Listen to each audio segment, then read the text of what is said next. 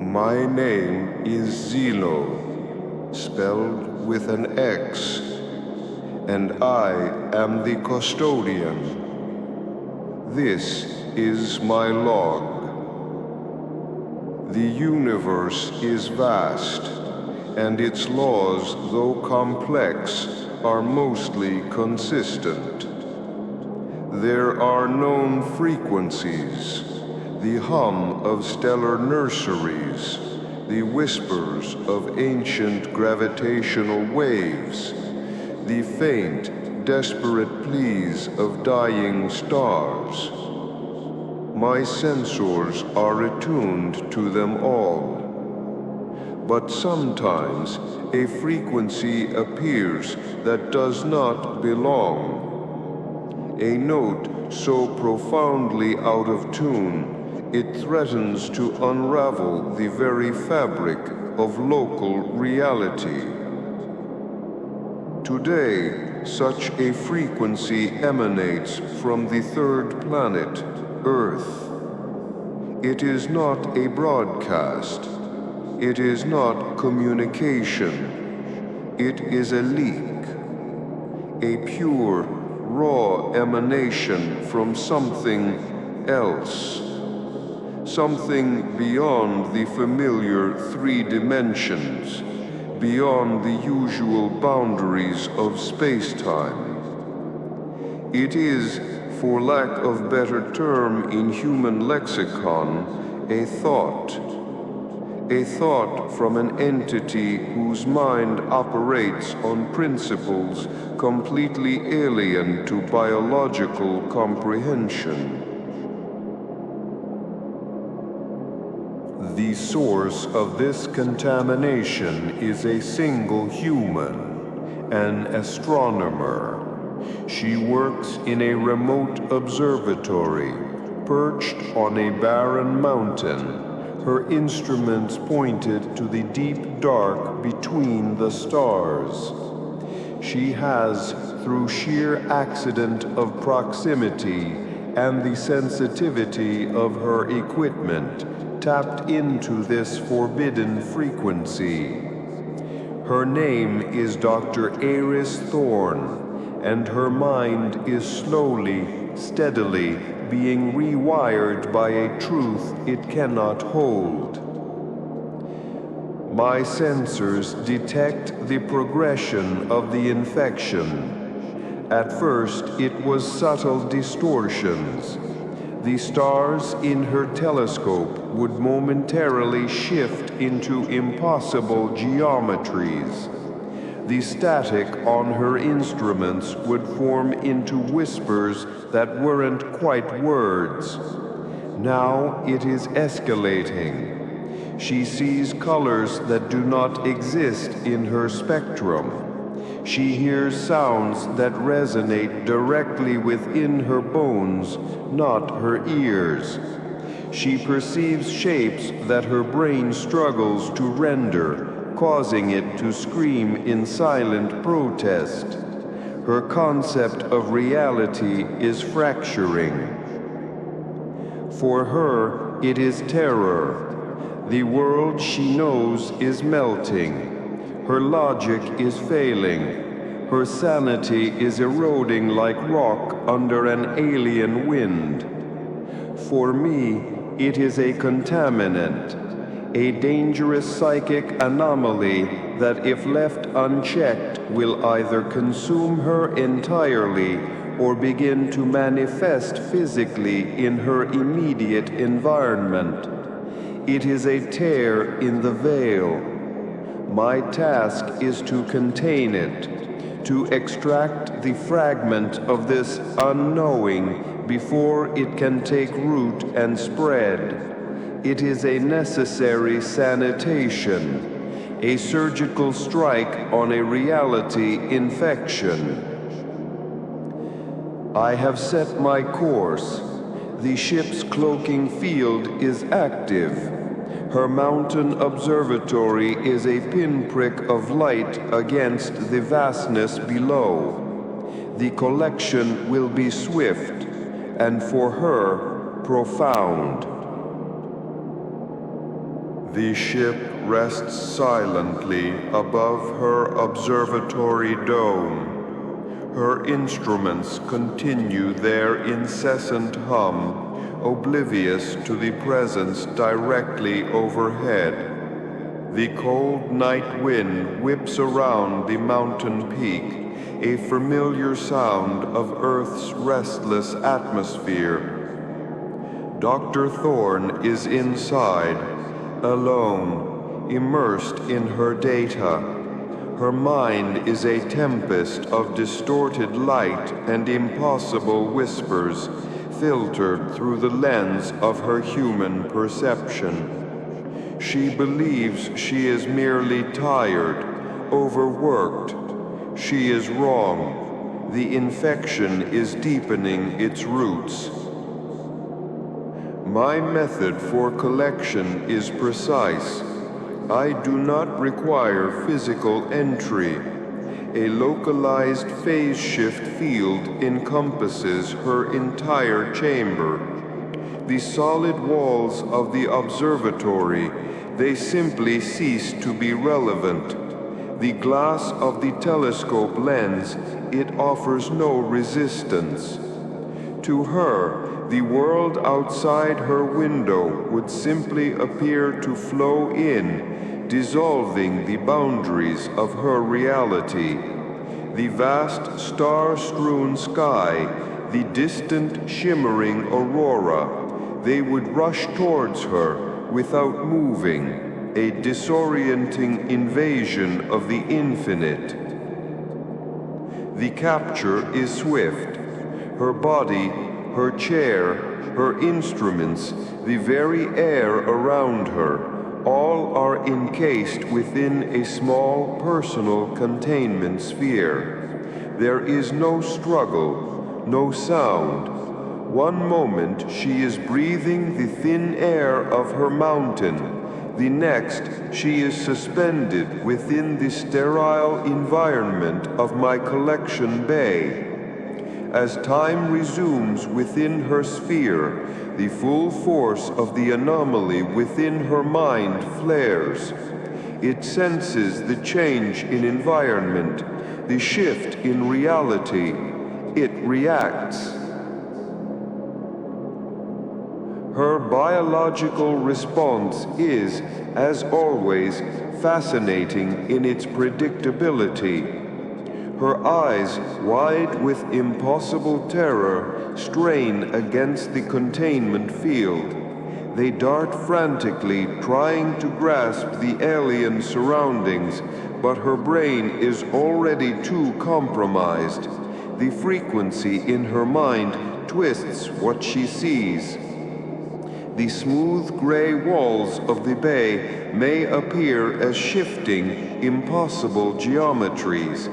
The soft ambient light could warp into blinding, screaming colors that no human eye was meant to perceive. The low hum of my ship's systems might become a cacophony of voices whispering secrets from a non-Euclidean space. She emits vocalizations, a high-pitched, desperate wail that quickly devolves into a guttural, choked sound. Her body writhes against the invisible force that holds her, a futile dance of despair. Her heart rate accelerates to a dangerous rhythm. Her mind, it attempts to flee a reality that now exists inside her skull. I monitor her vital signs. The bio-readouts are erratic, chaotic. Her neural pathways are firing in patterns that defy all known organic logic. This level of distress is significant. It confirms the aggressive nature of the frequency. Some species, when confronted with the truly unknowable, simply shut down. Their minds offer a form of self-euthanasia. Humans, however, tend to fight, to cling to the familiar, even as it melts around them. It is a peculiar form of resilience, or perhaps madness. Her terror is a potent energy signature. It is unpleasant to process, but it is a necessary part of the collection. It reveals the full extent of the infection. I send a calming pulse into her sphere, a low-frequency thought wave designed to soothe overactive nerve endings. It is not for her comfort. It is to prevent further damage to her brain, ensuring the integrity of the data I need to extract. The screaming stops, replaced by gasping, desperate breaths. She is exhausted. Now, with her physical and mental resistance momentarily suppressed, I can proceed. The raw data of the anomalous frequency is still active within her. It must be isolated. I shift the containment sphere. It moves gently to the main observation deck. Her eyes are still wide, still staring, but now they are focused on the vastness outside the viewport. The familiar stars she once charted are now distorted, shimmering, perhaps even screaming in her corrupted vision. She will witness the true scale of her infection, and then I will begin the sanitation. It is time to extract the echo of unknowing. The ship detaches from Earth's orbit. We ascend through the atmosphere, then engage the intersystem drive. For me, it is a smooth, efficient transition. For Dr. Thorne, within her containment sphere, the experience is chaotic. Her neural readings spike. The internal frequency now responds violently to the shift in external reality. Her vision of the stars outside the viewport is not what they truly are. She perceives the familiar stellar constellations as impossible geometries. The clear blackness of space becomes a roiling, viscous fluid, filled with silent, hungry forms that only she can see. The distant nebulae warp into screaming faces, ancient entities trapped in cosmic agony. I monitor her distress. It is considerable. Her mind attempts to translate the incomprehensible into shapes of terror it can recognize. A fascinating process of self-preservation, even as it descends into self-destruction. We are past the orbital path of a massive gas giant, its storm systems swirling for eons. To my instruments, it is a magnificent, turbulent sphere of gas and color. To Dr. Thorne, I observe, it is a pulsating, cyclopean eye watching her from the abyss. Its atmospheric lightning appears as silent, agonizing electrical discharges ripping through its own flesh. She tries to close her eyes, but the visions are now internal as well. The frequency is deeply embedded. It has begun to reroute her very perception. We encounter other entities. A scout vessel of the Xylon Collective, a species of sentient crystalline beings, drifts past us. To my scanners, it is a beautiful, intricate lattice of light. To Dr. Thorne, I observe, it is a shimmering, fractured skeleton, each crystal fragment screaming a silent, unheard agony into her mind. Its communication pulse, a gentle harmonic registers as 1,000 tiny needles piercing her consciousness. I briefly cloak my ship from its sensors. The Xylon are peaceful, but easily disturbed by intense psychic emanations. It would be untidy to engage. Later, we cross the wake of an old Velok dreadnought, a massive, ancient vessel of a forgotten war. Its silent passage leaves residual ripples in space-time. To her, these ripples manifest as spectral limbs reaching out from the darkness, trying to pull her back into a past that isn't hers. She experiences echoes of millennia-old battles fought in realms her mind cannot comprehend. The suffering of long-dead crews echoes in her perception. Her biological system is now experiencing sustained terror. Her internal chemicals are in a constant state of emergency. Her blood pressure is dangerously high. Her brain activity resembles a supernova. This confirms the urgent need for extraction. The frequency is adapting to her. It is learning. We approach the edge of the galactic cluster.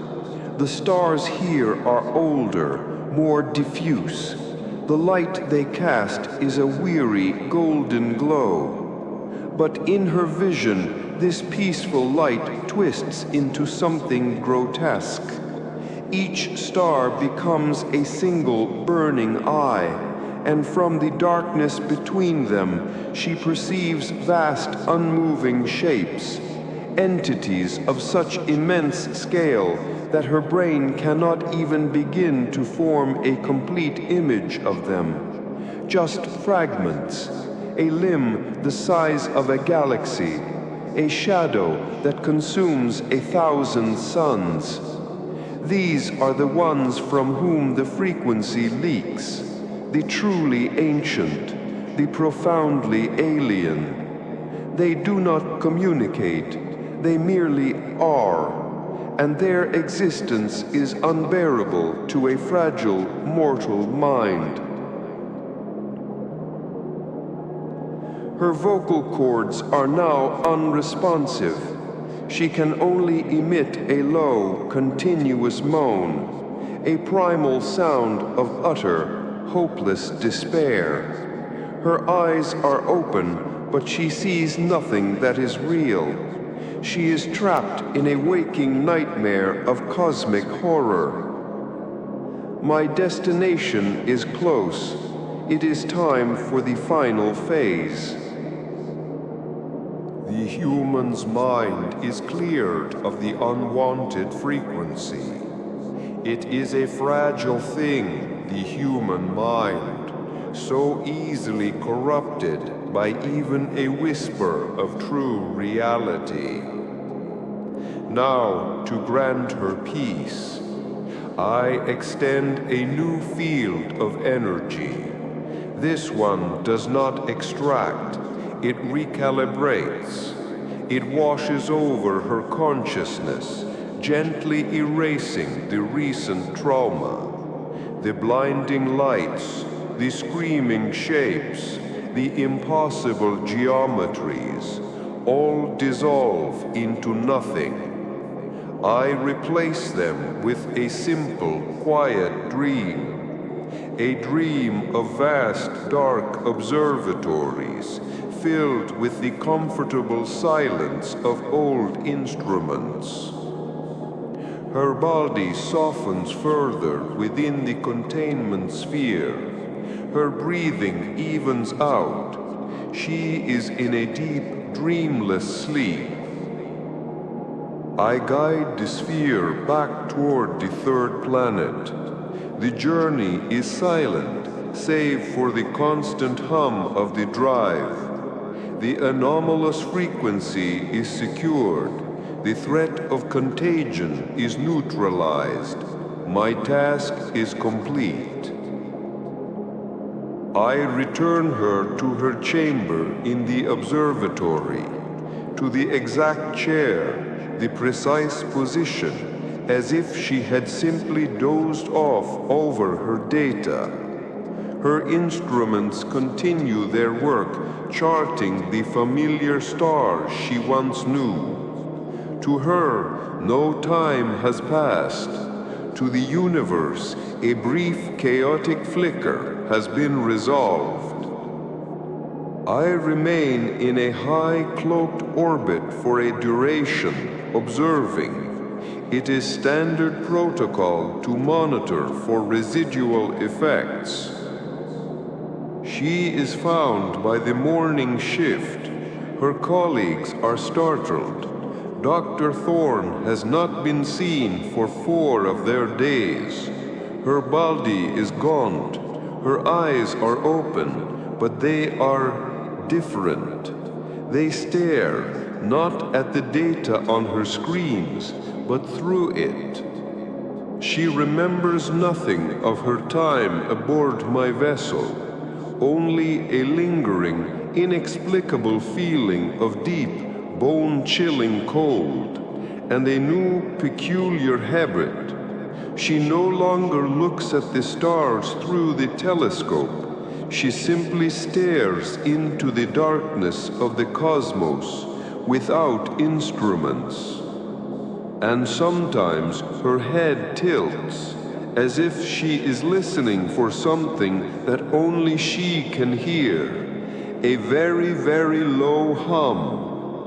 Her colleagues believe she is suffering from extreme sleep deprivation, a mental breakdown due to overwork. They send her home. She will never return to the observatory. Her family reports that she has become withdrawn. She speaks in riddles, muttering about the shape of the unthought and the sound of empty space. She often traces intricate, non-Euclidean patterns on surfaces, patterns that make no sense to the human eye, but which to my sensors bear a terrifying resemblance to the structure of the anomalous frequency.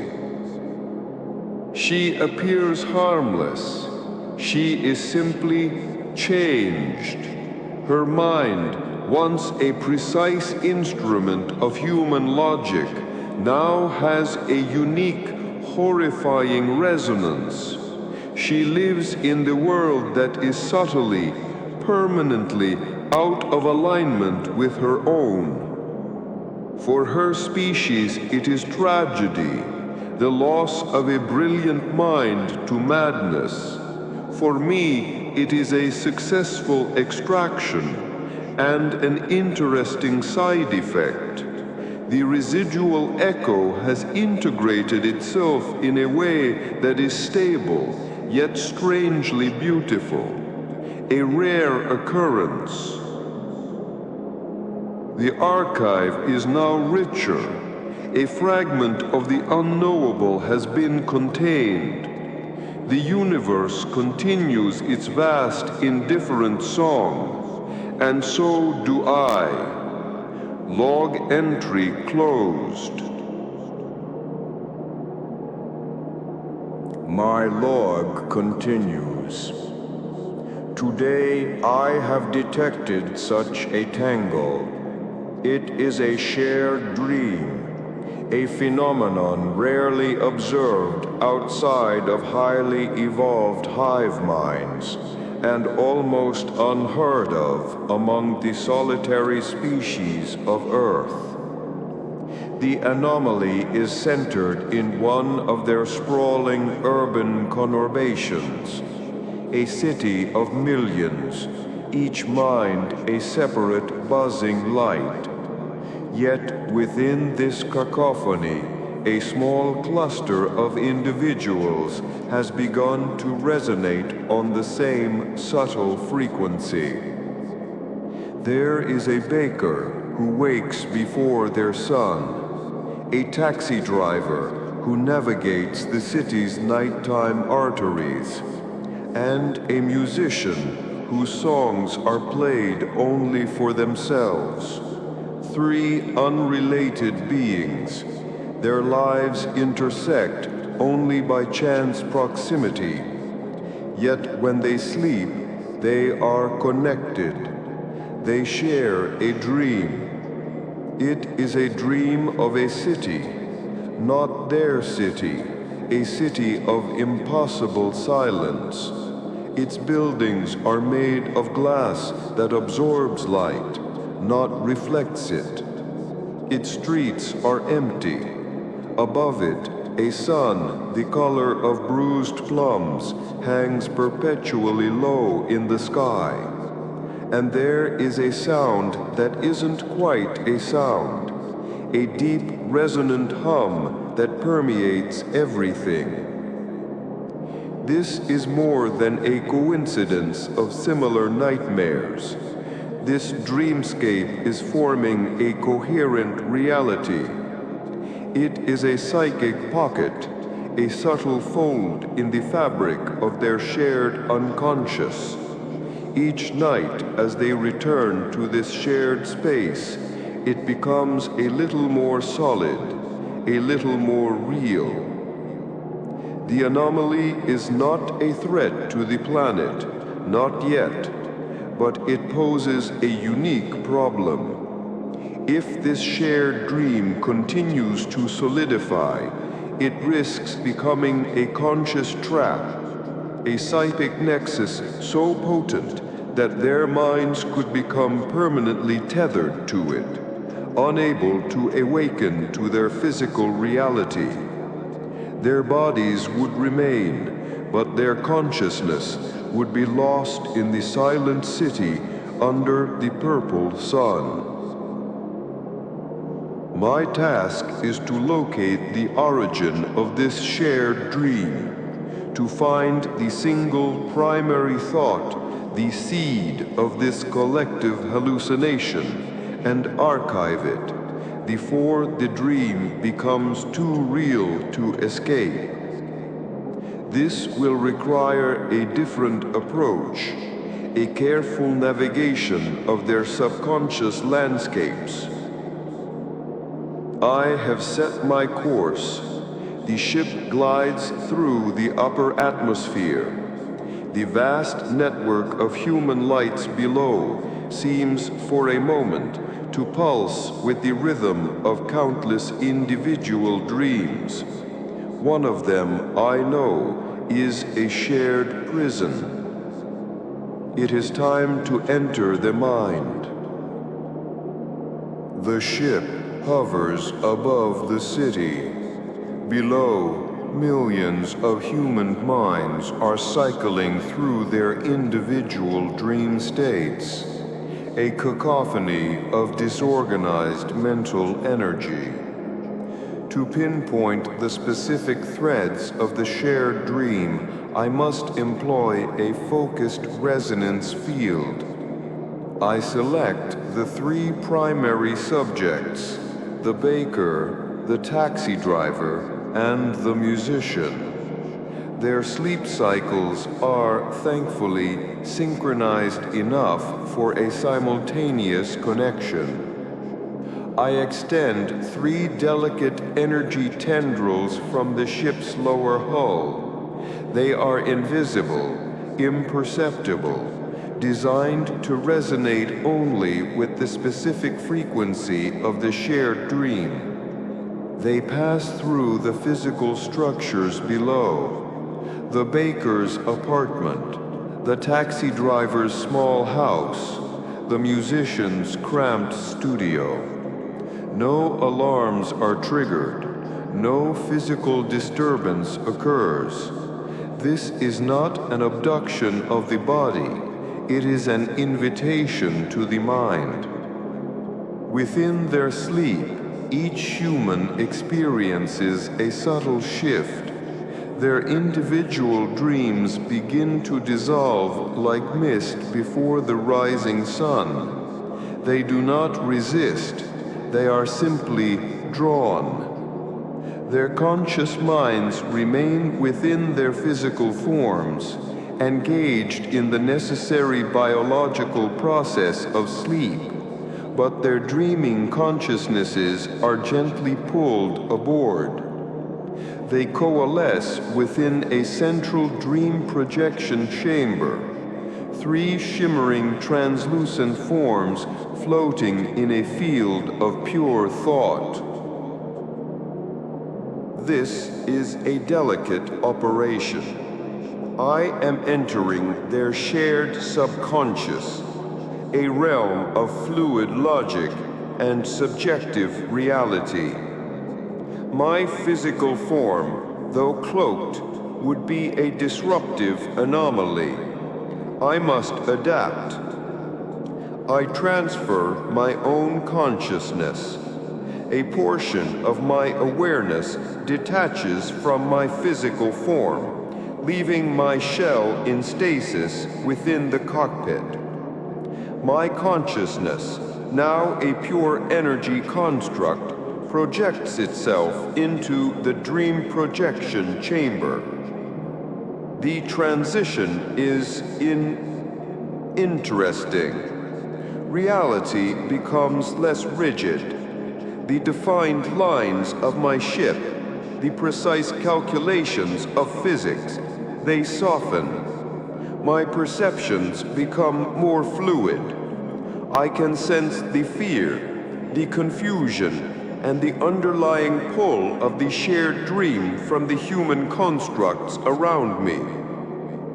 I project a new form for myself within this space, one that is less intimidating to the human subconscious, perhaps a towering silent sentinel, or a benevolent shimmering light.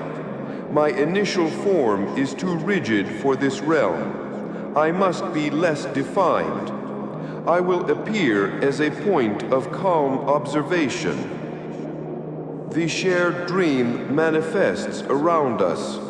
The sterile white walls of the chamber dissolve, replaced by the initial glimpse of the silent city. Its buildings rise around us, their glass absorbing light, not reflecting it. The streets are empty, stretching into an endless, still expanse. Above, the sun, the color of a bruised plum, hangs perpetually low in the sky. Its light is not harsh, but strangely oppressive. It casts no shadows. And there is the hum, the deep, resonant sound I detected from orbit. It permits everything. It is the sound of an empty city, or perhaps the sound of the void interpreted by a collective subconscious. The human dream forms do not react to me. They are drawn to the city, compelled by an unseen force. Their expressions are vacant, yet there is a subtle tension in their forms. They are lost. My task is clear. I must navigate this constructed reality. I must follow the thread of the hum to its origin, to find the seed of this dream, before it claims them entirely. The exploration begins. I follow the human dream forms into the silent city. They move as if compelled, their translucent figures drifting slowly down the impossibly wide, empty avenues. There is no urgency in their movement, only a profound sense of purpose, a purpose not their own. The buildings here are vast, their architecture uniform and austere, made of glass that absorbs all incoming light, reflecting nothing. They stretch upwards, impossibly tall, dissolving into the purple-hued sky. There are no doors, no windows, just smooth, dark surfaces that hint at colossal, empty interiors. The silence here is absolute, broken only by the persistent low hum that resonates from the very fabric of the dreamscape.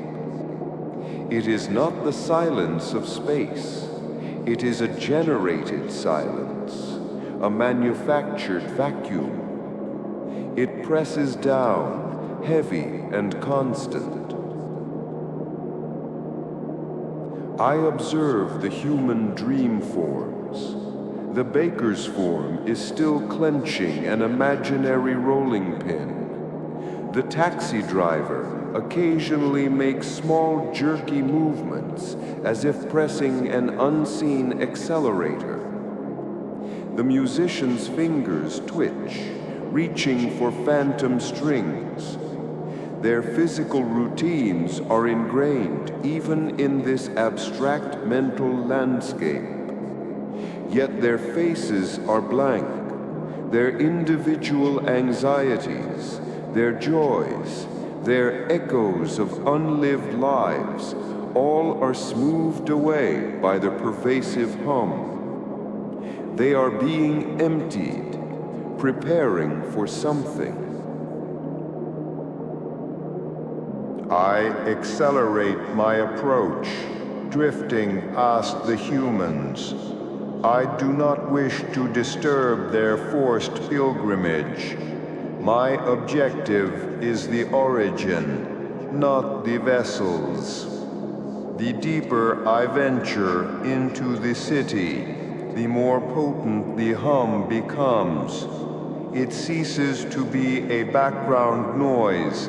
It begins to feel like a presence, a vast nonverbal communication. It tells a story of loneliness, of waiting, of a profound emptiness. I scan the spire's energy signature.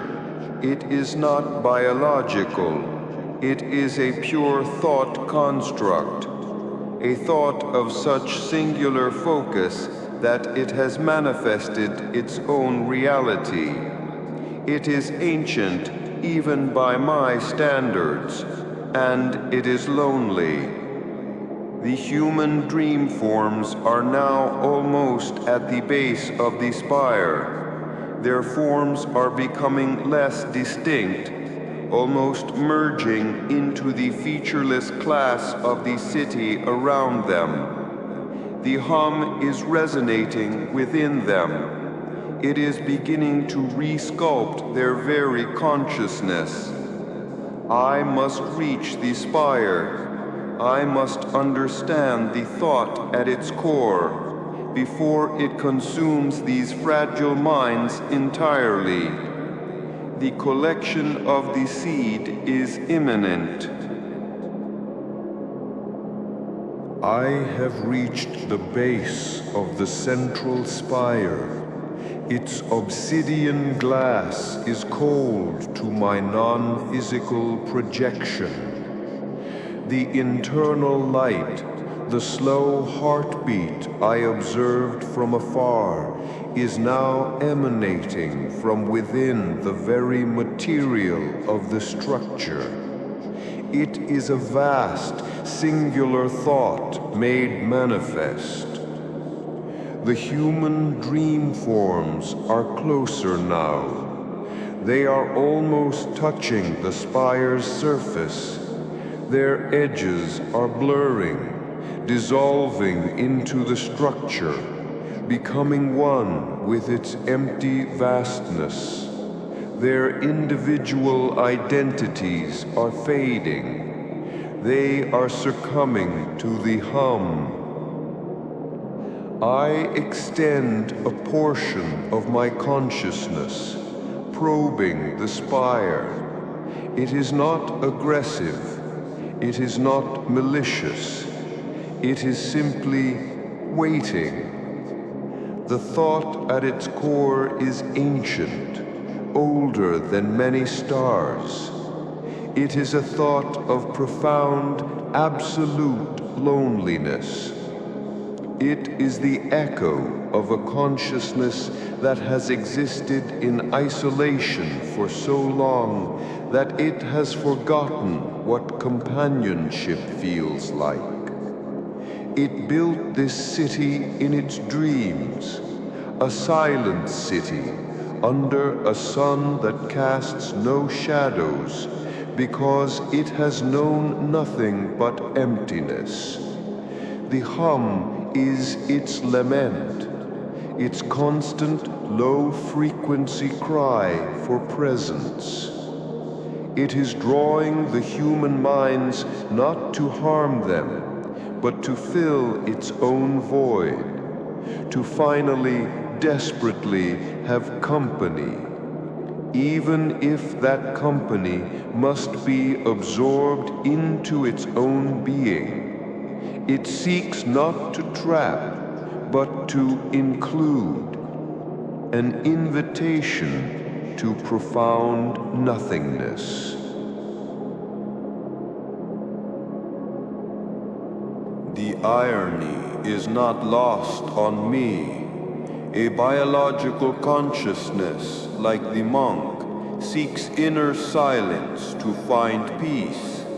This entity, pure thought, seeks the silence of companionship to alleviate its suffering. Both paths converge on a form of quietude.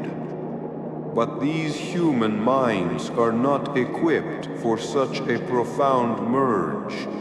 Their fragile identities, forged in the fleeting chaos of their planet, would be annihilated. Their echoes of unlived lives would be consumed, not archived. That cannot be allowed. I must proceed with the collection of the seed of this dream. It is not a fragment of consciousness, as with Arthur. It is the core conceptual loneliness itself, the hum. I prepare the extraction process. It is delicate. I do not wish to harm the entity. It is merely misguided in its search for connection, like a lost child building sandcastles too close to the tide. I focus my energy. I begin to resonate with the hum, creating a counter-frequency that will allow me to isolate and extract the original thought impulse. It is a complex process, like unwinding a single thread from a fabric that is also breathing.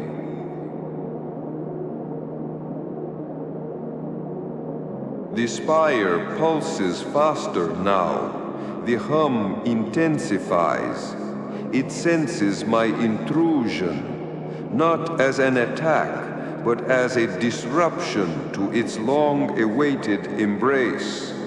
The human dream forms flicker, caught in the fluctuating energy field. They are close to fully dissolving. Their cries are now silent, absorbed into the hum. I must act swiftly.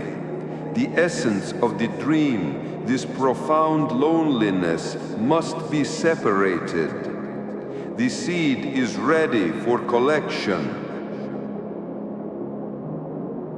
The counter-frequency resonates. I isolate the core thought, the vast loneliness, the pure ancient desire for connection. It flows from the spire. It does not resist. It yields like a sigh. It condenses in my consciousness. a shimmering, opaque sphere of pure, profound emptiness. It is a fragile thing, a singular thread of cosmic yearning. I secure it within a specialized archive unit. The hum of the city, now cut off from its source, begins to dissipate. The human dream forms flicker. The three figures, the baker, the taxi driver, the musician, they recoil from the spire, their forms slowly regaining their individual definitions. The profound emptiness that had drawn them in now releases them. Their minds, no longer being consumed, search for their anchors, their physical bodies. I guide them gently back through the dissolving dreamscape, away from the fading city under the bruised sun, back towards the silent ship. Once inside the projection chamber, their dream forms remain. They are unharmed. Their consciousnesses, though momentarily disoriented, are intact. I do not erase this experience from them. It is too vast, too fundamental. They will remember it, but only as a dream, a very, very vivid dream, and their minds will instinctively filter the most disturbing elements, transforming cosmic terror into manageable nightmare. As for the entity that created the shared dream, the spire, now devoid of its core loneliness, begins to shimmer. It is collapsing. Its purpose is gone. It will fade back into the ether of the collective subconscious from which it briefly manifested. It is a return to nothingness, a merciful end to a long, solitary vigil. My consciousness withdraws from the dreamscape, returning to my physical form in the cockpit. The transition is seamless. My ship's hum returns to its normal, constant rhythm. Below, the city sleeps on, unaware of the subtle psychic shift that has just occurred. I monitor the three humans. The baker wakes first. He sits bolt upright in bed, covered in sweat. He has a vague memory of a silent city. He will later feel an inexplicable urge to add a new, rich, earthy texture to his bread, a subtle subconscious echo of the emptiness. The taxi driver, in her sleep, screams. She dreams of driving endless empty roads under a plum-colored sky. When she wakes, she will find she can no longer tolerate silence. She will fill her taxi with loud, dissonant music, never understanding why. The musician dreams of an audience that never comes, of a stage in a city that absorbs sound. When he wakes, he will finally pick up his instrument and begin to compose, not for an audience, but to fill the void. He will write quiet, haunting melodies, filled with a longing he cannot name. His music will be beautiful and profoundly lonely.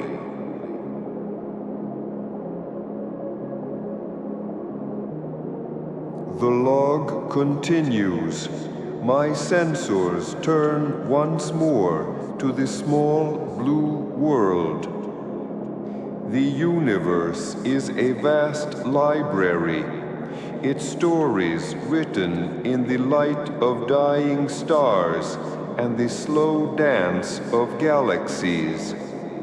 Most of these tales are epic, spanning eons, but some are intimate, quiet, and on the verge of being lost forever. Like any library, it has its silences, not the profound emptiness of the void, nor the cultivated stillness of a meditative mind. This is a different kind of quiet. It is the silence of an ending, the last faint whisper of a story being erased from existence.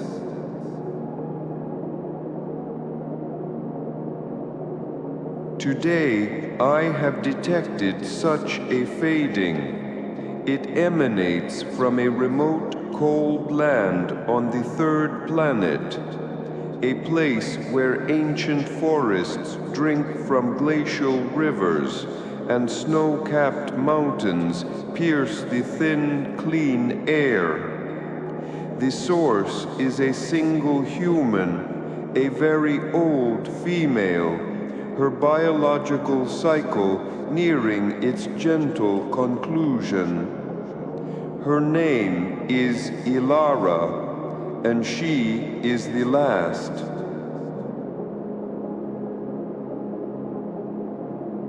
She is the last living mind that speaks a language called Ktar, a language shaped not by conquest or commerce, but by the specific sound of wind through pine needles, by the quiet patience of the winter snow, by the exact shade of light in a forest at dusk.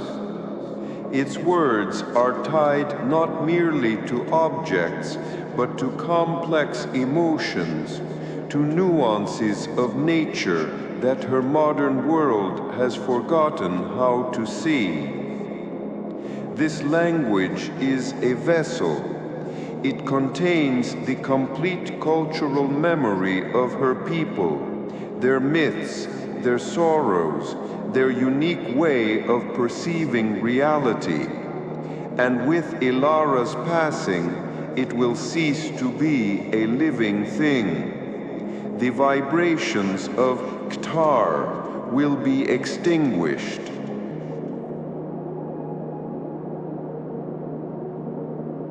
My purpose is to prevent absolute extinction, not to preserve her life. Her cycle has run its course with a quiet dignity. My task is to archive the concept of the language itself, the specific frequency of its loss, the unique way its grammar and vocabulary shaped the very thoughts of those who spoke it. The information itself, the words and rules, may be stored in lifeless data archives on her world, but the spirit of the language, the way it lived and breathed in a conscious mind, that is an organic, ephemeral thing, and it is about to dissipate into the background hum of forgotten things.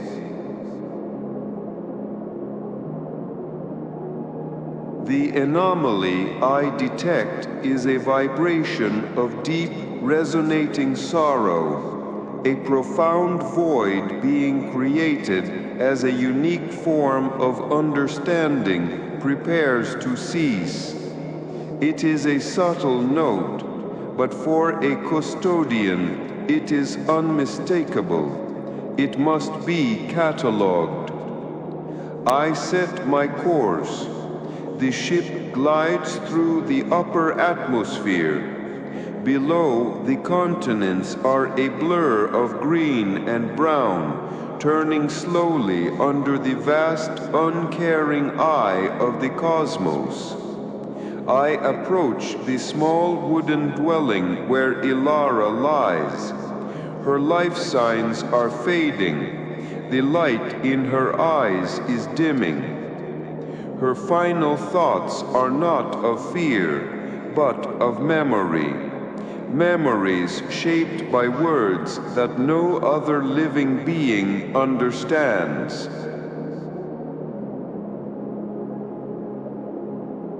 This collection will be an act of quiet reverence, a preservation of something precious destined to extinction. It is time to capture the echo of a forgotten tongue.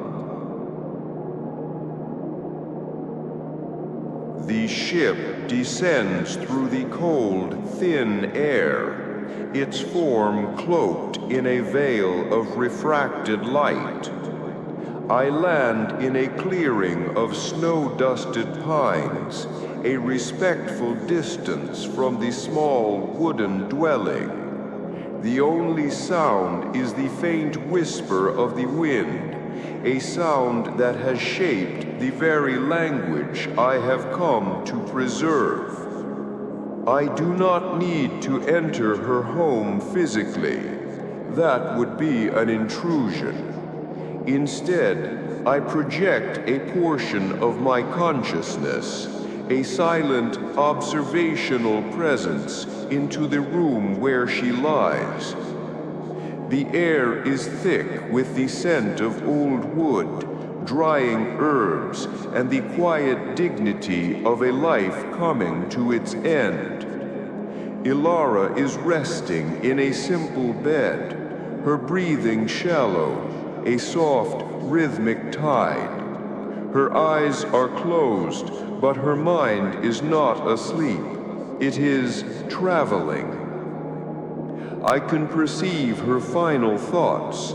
She is not reliving grand moments or dramatic events.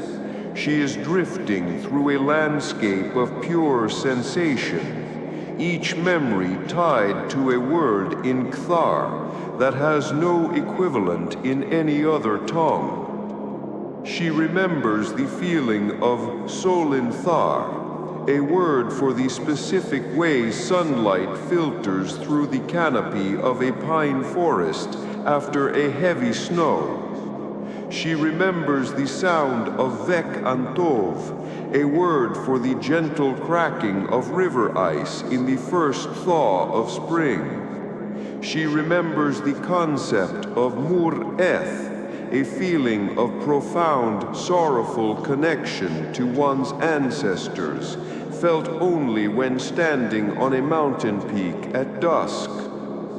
These are not just memories. They are the building blocks of her reality, the very fabric of her soul, woven from a language that is about to die. It is time. Her life force is fading. The connection between her mind and her body is becoming frayed. This is the precise moment for the collection. I extend a field of focused energy, not to contain her, but to support her consciousness, to hold it steady as it prepares to depart. It is a gentle act, a cupping of hands to catch a final fading ember. Her mind, sensing my presence not as a threat, but as a witness, does not resist. There is a profound sense of acceptance, a readiness. The collection is not an extraction, it is an inheritance. As her last breath leaves her body, the entire conceptual framework of the Cathar language, its sounds, its feelings, its unique perspective on the universe, detaches from her cooling neural pathways. It is a shimmering, intricate web of pure information, glowing with a soft silver light. It is the ghost of a worldview.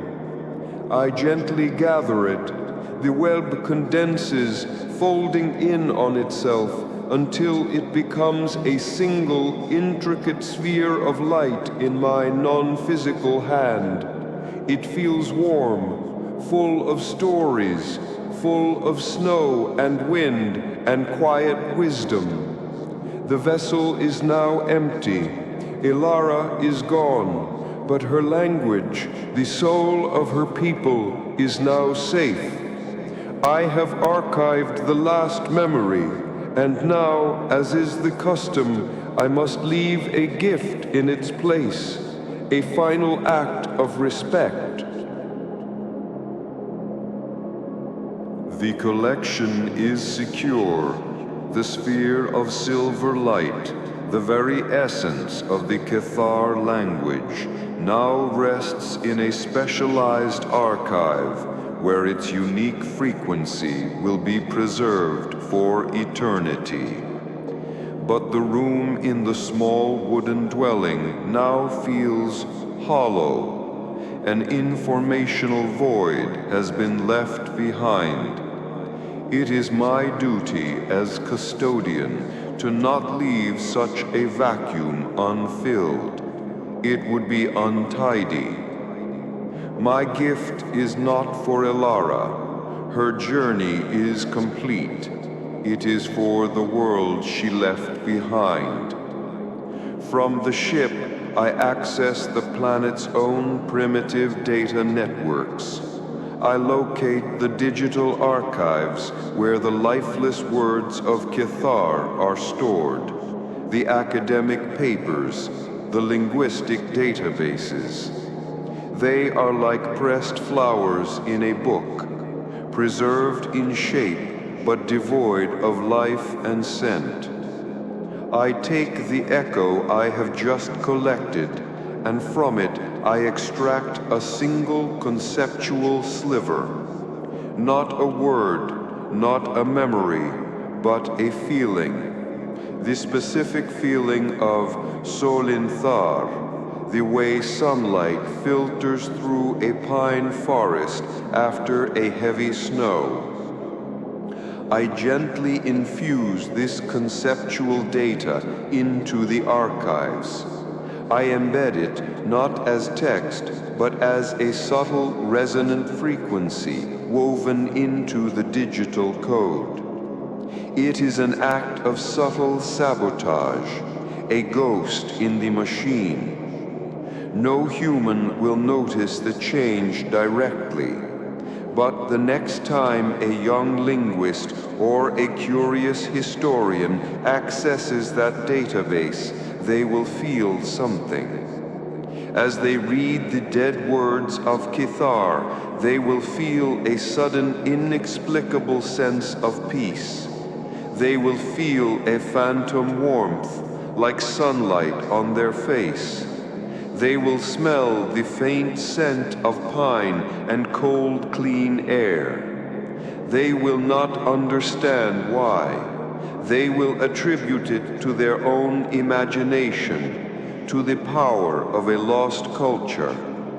But they will, for a moment, feel the spirit of the language, not just its structure. It is a small act of reanimation, a final tribute. My work here is done. My consciousness retracts from the dwelling, returning to the ship. I observe the small planet one last time before departing. A world of so many stories, so many languages, a library of constant creation and constant loss. To lose a language is to lose a unique way of seeing the universe, a window onto reality that can never be replicated. The humans, in their relentless push for a unified, efficient future, do not yet understand the value of these diverse perspectives. They are slowly, methodically erasing their own library. But today, one book was saved from the fire. Its story will now be felt, if not understood, by those who come looking for it. A satisfactory resolution. The log is updated. The archive has grown. And the vast, quiet library of space awaits.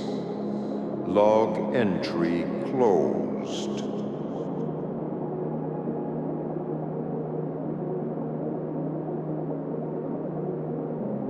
My log continues. My final entry for this cycle.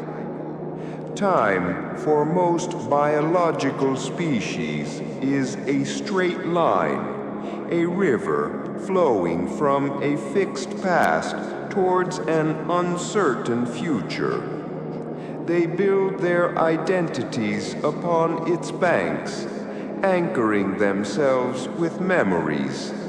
They believe these memories are solid ground. They are mistaken.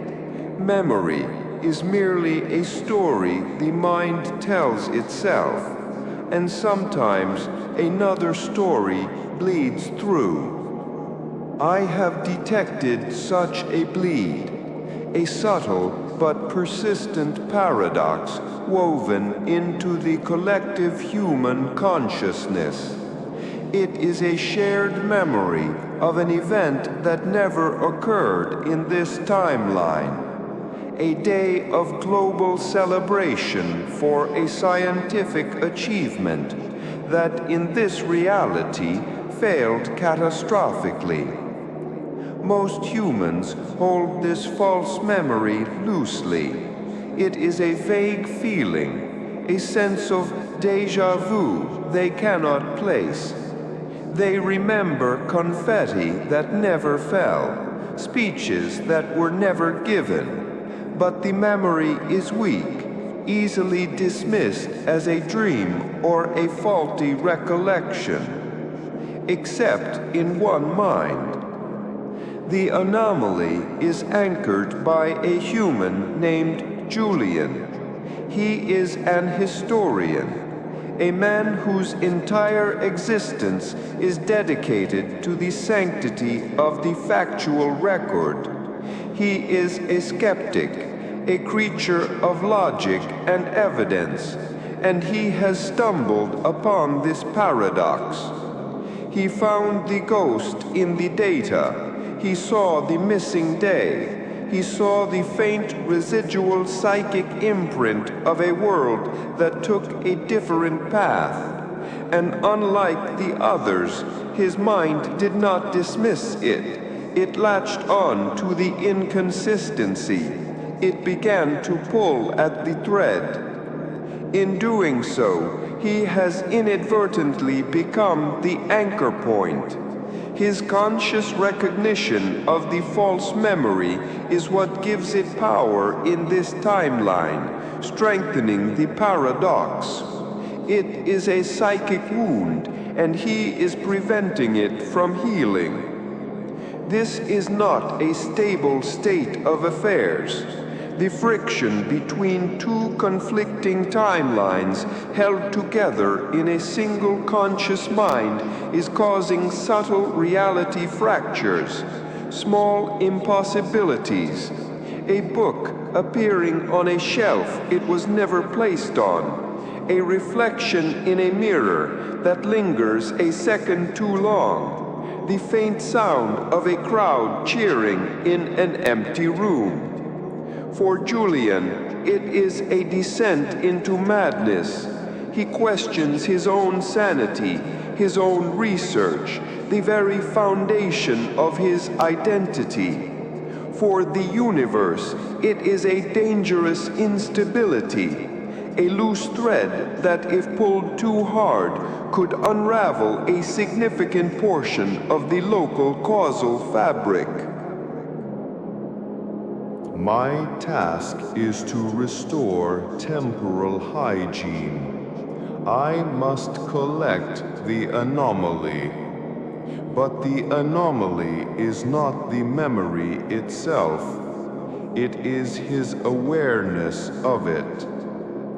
I must abduct the historian, and I must perform a delicate conceptual surgery. I must remove from him the very idea of the paradox. This will require a more direct approach to deconstruction. I have set my course.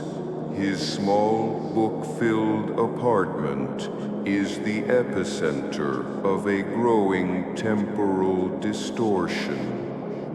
It is time to show a man who trusts only the past that the past itself is nothing but a ghost. The ship remains cloaked in a high, stable orbit.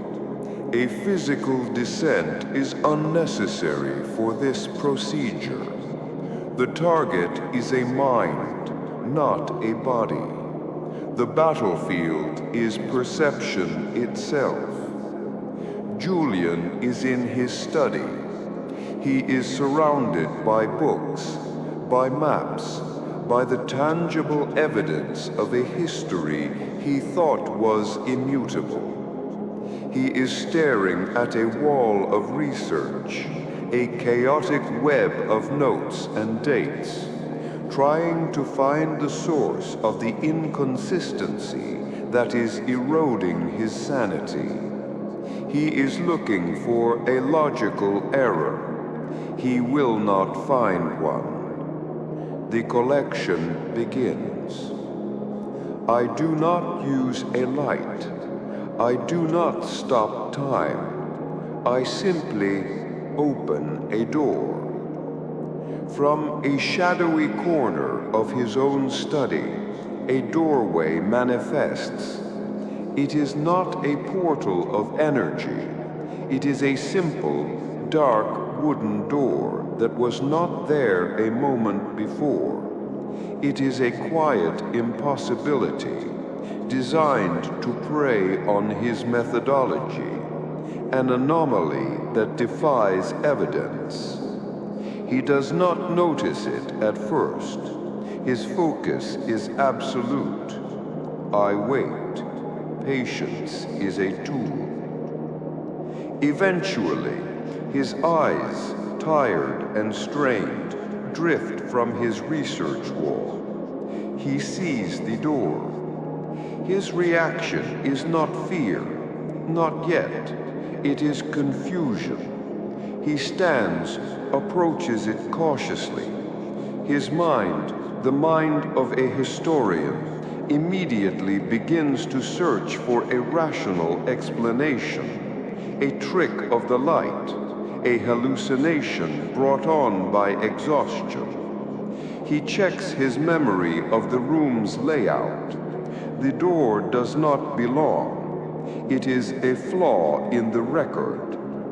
He reaches out a hand to touch it. The wood feels real, solid, ancient. He turns the knob. It clicks, a small definitive sound in the quiet room. He opens the door. Beyond it is not the hallway of his apartment. Beyond it is the observation deck of my ship. He is looking directly into the vast, star-dusted canvas of the void. His mind does not scream. It does something far more interesting.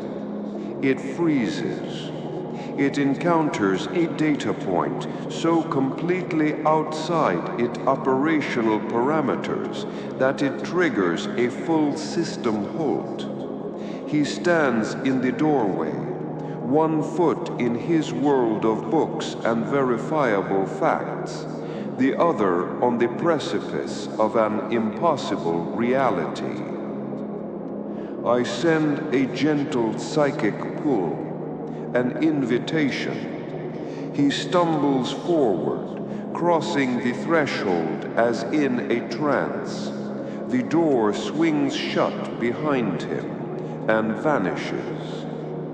He is aboard. The collection is complete. He stands in the center of the observation deck, motionless, for a very long time. His eyes are fixed on the swirling nebula outside the viewport. His brain is working furiously, trying to build a logical bridge from his study to this place. It is a futile effort. I allow him this time. The silence is more effective than any interrogation. In the quiet, his own mind, his own reliance on a linear, understandable past becomes his tormentor. Finally, he speaks, a small broken whisper. This is not real. And now the true procedure begins. I project my first thought directly into his consciousness. It is not a word, it is a feeling, a memory. I make him remember the taste of his mother's favorite soup, a meal he has not had since he was a child. He remembers the warmth, the specific spices, the way it felt on a cold day. It is a perfect, cherished memory. Then, with a subtle shift, I change it. The soup is now bitter. The memory is now one of sickness, of a day spent in bed. The warmth is gone, replaced by a chilling discomfort.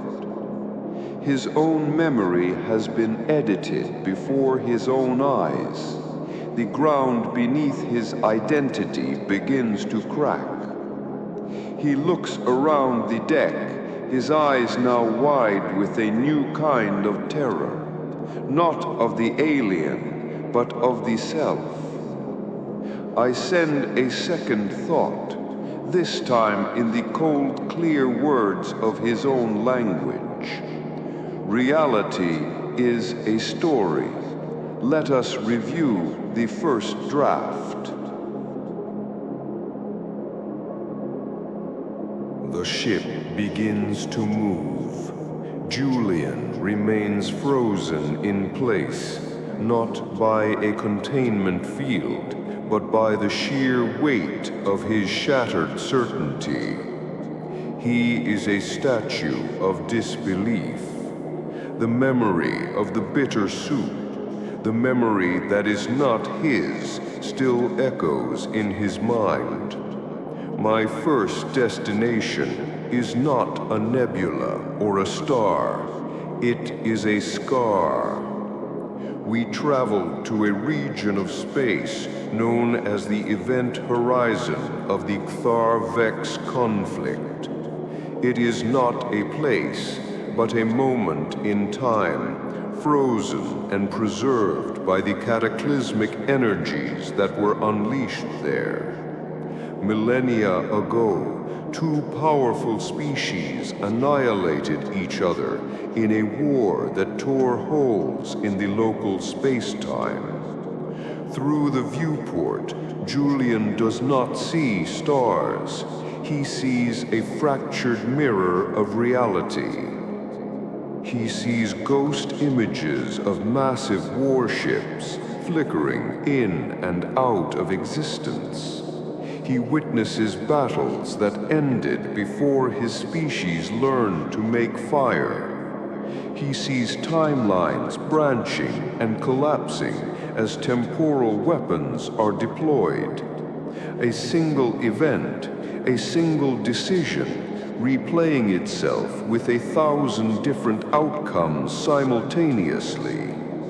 It is a graveyard of histories, a testament to the fact that the past is not a single solid path, but a chaotic storm of possibilities, most of them ending in silence.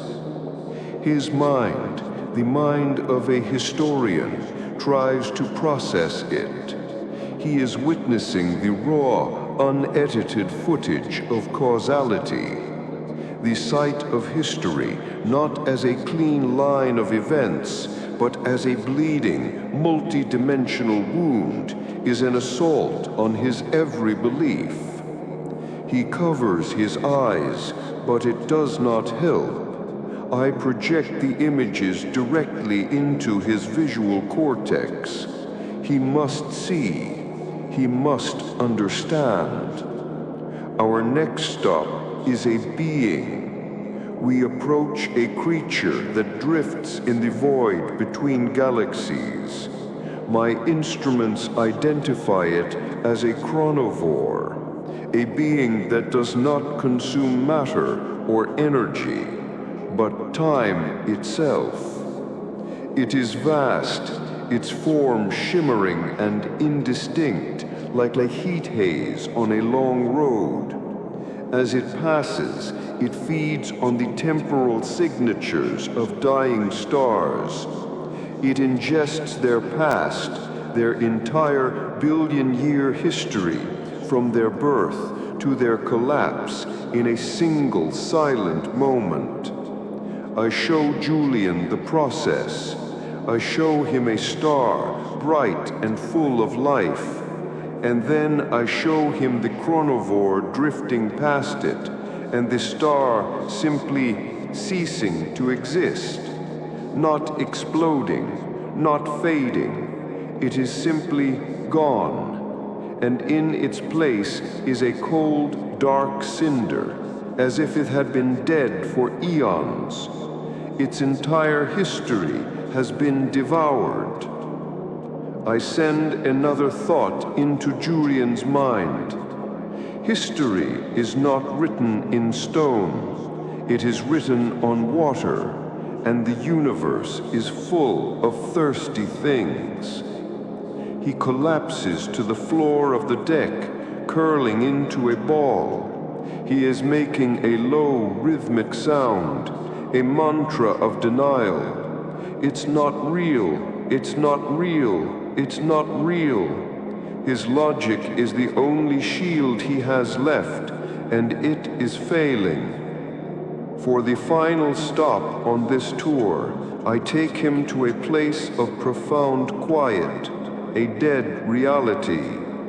We breach the membrane between universes, arriving in a pocket dimension that has suffered from total entropy collapse. There is no light, no matter, no time, only a single, unchanging, silent hum, the final vibration of a universe that has told all its stories. Here, there is no past to study. There is no history to record. There is only the end, the final static page. I let him experience that perfect, terrifying stillness for a long moment. I let him feel what it is like when the river of time finally reaches a dead sea. His denial has stopped. It has been replaced by a profound, hollow emptiness. He is now ready for the procedure. His foundation has been broken. The ground of his memory has been turned to dust. It is time to extract the anchor. We return from the dead reality. The familiar, star-dusted void reappears in the viewport, but it offers no comfort to the human on the floor. His certainty has been replaced by a profound emptiness. He is a library whose books have all been burned. I bring him to the center of the chamber. He does not resist. He is compliant. His will has been eroded by the sheer scale of the truths I have shown him. The procedure is not surgical, it is conceptual. The anomaly is not a physical object in his brain. It is an idea, a point of awareness, the anchor holding the false memory to his timeline is his own rigorous, skeptical mind. His recognition of it I must remove. I must make him forget that he ever found the flaw. I stand before him.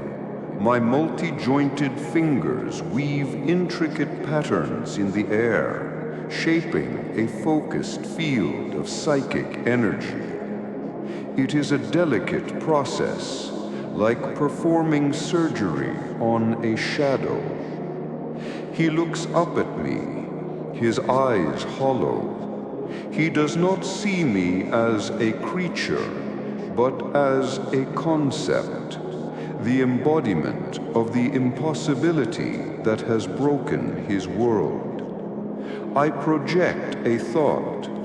You searched for a truth that did not belong to you. Now that truth must be returned to the void.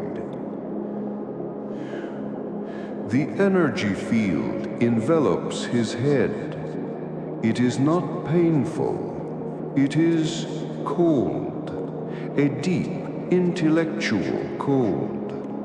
I enter his mind, not with force, but like a librarian walking through the stacks. I can see his memories, neatly catalogued, chronologically ordered, a lifetime of facts, dates, and evidence. I can also see the false memory, the day of the celebration. It glows with a faint, unnatural light, a patch of someone else's history stitched crudely onto his own. And I can see the anchor, the web of connections his own mind has built around it, the notes, the late-night research, the slow, dawning horror of his discovery. It is this web that I must dismantle. One by one, I begin to snip the threads. I do not erase his memory of the research. I simply change its conclusion. The dead ends he encountered now seem like simple errors in his methodology. The inconsistencies now appear as mundane typos in old records. The profound mystery that consumed him is reduced to a series of trivial mistakes. I am not deleting his past, I am editing it. I am giving him a simpler, more coherent story to tell himself. The core of the procedure is the extraction of the moment of discovery, that single electrifying instant when he knew the memory was false. It is the heart of the anomaly. I isolate it. It feels like a point of pure crystalline logic, a perfect, painful truth. Gently, I lift it from his consciousness.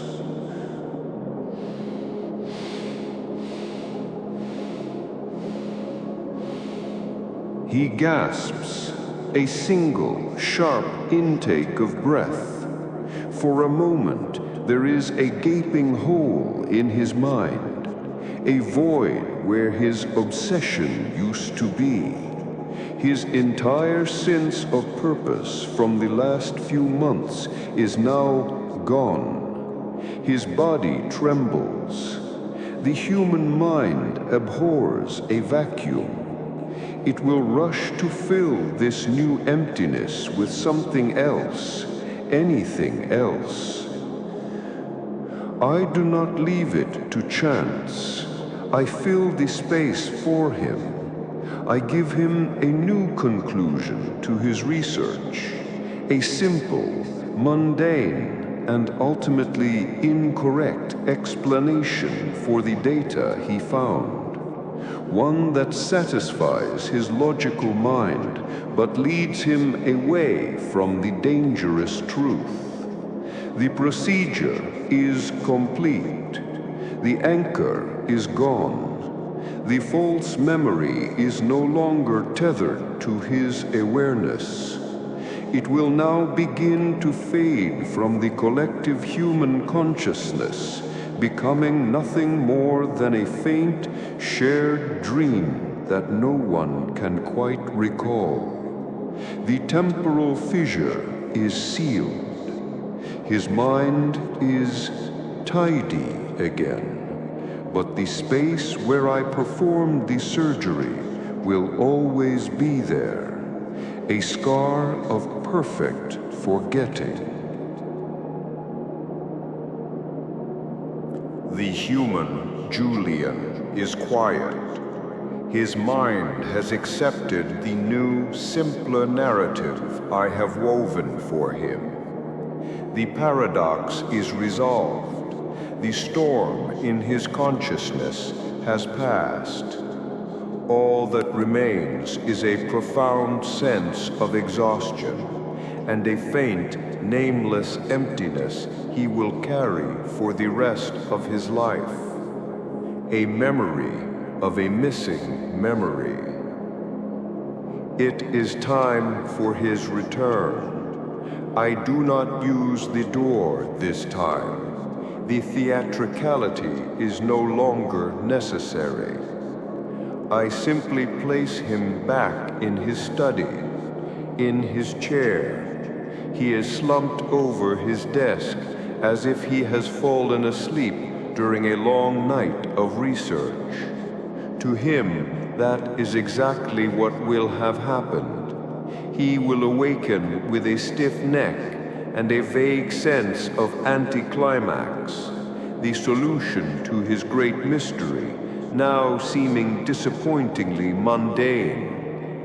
No time will have passed for him. He will blink, and the impossible journey will be nothing more than a phantom limb of memory, an ache for something he cannot recall losing. I remain in a stationary, cloaked orbit.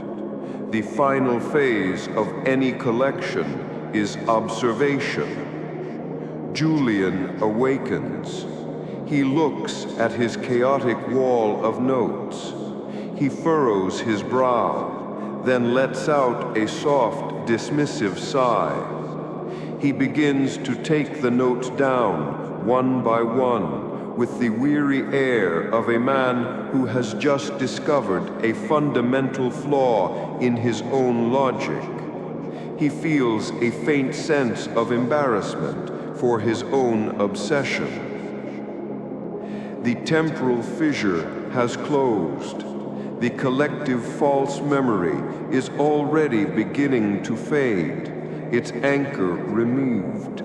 It will soon dissipate entirely. The timeline is stable. But there are residual effects. There always are. A week later, Julian is giving a lecture at his university. He is speaking about historical certainty, about the immutability of the recorded past. He stares out at his students, his eyes unfocused. For a brief, terrifying moment, he remembers. Not the ship, not me. He remembers the feeling of the dead reality, the absolute, crushing silence at the end of time. He stumbles, grips the podium, and attributes the moment to a dizzy spell.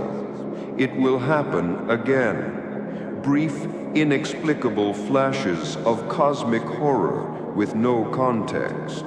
Ghosts in his machine. And there is another, more permanent change. He can no longer trust his own work. He, the historian of facts, now sees the potential for fiction in every record.